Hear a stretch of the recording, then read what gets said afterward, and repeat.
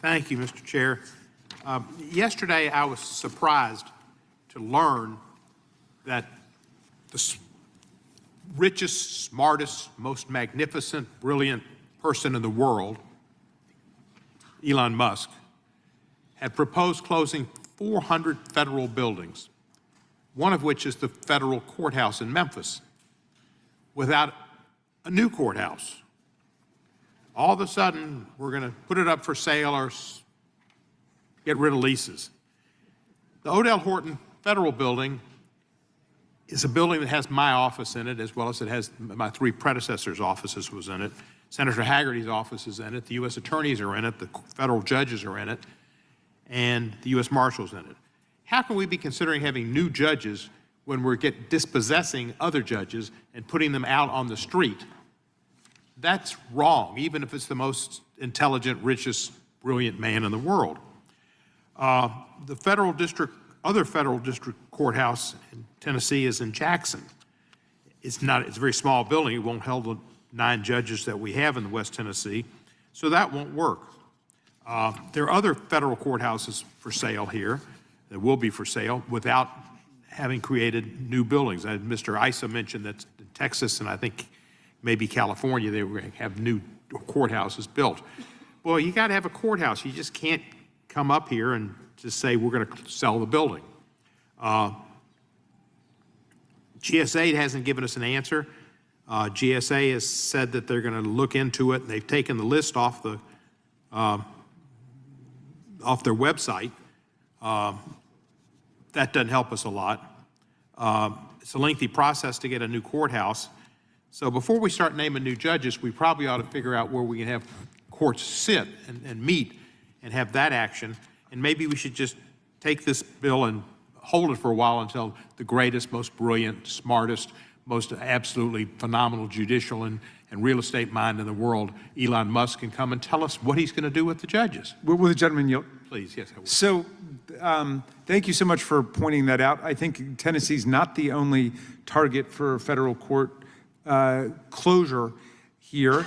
I assume the answer might be, well, those federal judges rendered homeless by the closing the buildings could work from home, but of course that would violate the order that they're not allowed to work at home. They've got to get back to work, where they would be fired, presumably, by Elon Musk, or they would be given the offer to work to not work, but to get paid for the next 8 or 9 months under the fork in the road, which was another extraordinary offer developed by the most brilliant innovator in the world, that 2 million people should actually not work but get paid by the federal taxpayers in critical functions like air traffic controller, food and drug safety inspector, nuclear site guard, cancer researcher, and so on. So I don't know whether the gentleman would consider withdrawing the bill until we get some clarity as to whether or not there'd be any place to house all of these federal judges, but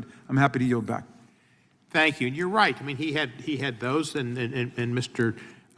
Brilliant, who said, well, we'll make a few mistakes, but we'll correct them immediately, and he mentioned Ebola. He didn't mention the mistakes that he'd made with knowing when Social Security took people who hadn't got their death certificates filed and gave them a date of birth in the 1870s, which obviously neither most of us knew because we read about that and saw what the problem was.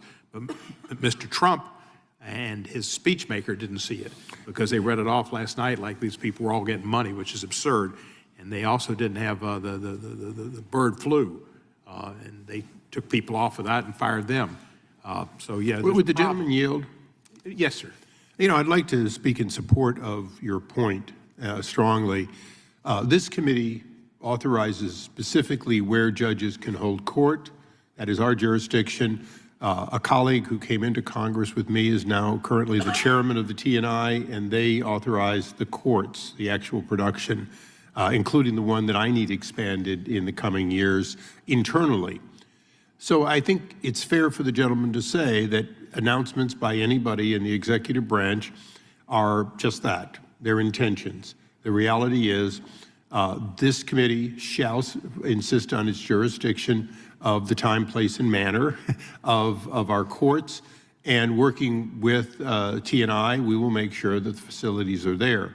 That is not an executive branch decision. It is discretionary to do what you may suggest could happen, which would be to find judges without courtrooms where we have judges. We will not allow that, and I would share with the gentleman the pushback if that were to happen.